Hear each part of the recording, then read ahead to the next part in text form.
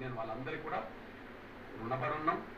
వాళ్ళ రుణం తీసుకోవడానికి మా ప్రయత్నం కూడా భవిష్యత్తులో జాతీయ హక్కుల పోరాట స్టార్ట్ చేసినప్పుడు ఉమ్మడి ఆంధ్రప్రదేశ్ రాష్ట్రం ఉండే దాని సందర్భంలో మీరు చాలా సందర్భాల్లో చెప్పారు చంద్రబాబు నాయుడు గారు ఇంప్లిమెంట్ చేశారు అనేది. ఎట్లా అనిపించింది? ఏ ఇయర్లో ఇంప్లిమెంట్ చేశారు, ఎన్ని ఏళ్ళు నడిచినప్పుడు? నిజమే. ఇప్పుడు ఎస్సీ వర్గీకరణ చేసిందే చంద్రబాబు నాయుడు గారు ఉమ్మడి ఆంధ్రప్రదేశ్లో. అసలు చంద్రబాబు నాయుడు గారు ఉమ్మడి ఆంధ్రప్రదేశ్లో చేసిన చట్టాన్ని 2004లో రద్దు. ఇవాళ ఏ చట్టం వల్ల పునరుద్ధరించబడ్డది?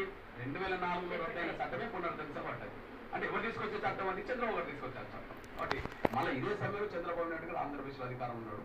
అంతకంటే ముఖ్యంగా వర్గీకరణ గతంలో చేసింది టీడీపీనే, మేమే, మళ్ళీ చేయబోయేది మేమేనని చెప్పి ప్రచారం చేసాడు. మాదిగలు కూడా ఆయనను విశ్వసించారు.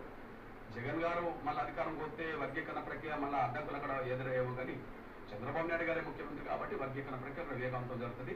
నిజంగా చెప్పాలంటే చంద్రబాబు నాయుడు గారు తీసుకున్న చట్టమే కనుక మనస్ఫూర్తిగా ఆయనను కూడా నేను అభినందిస్తున్నాను. కానీ ఆ రాష్ట్రం తీసుకొచ్చిన చోట ఆయన ఇంప్లిమెంట్ చేస్తే ఇప్పుడు ఈజీ.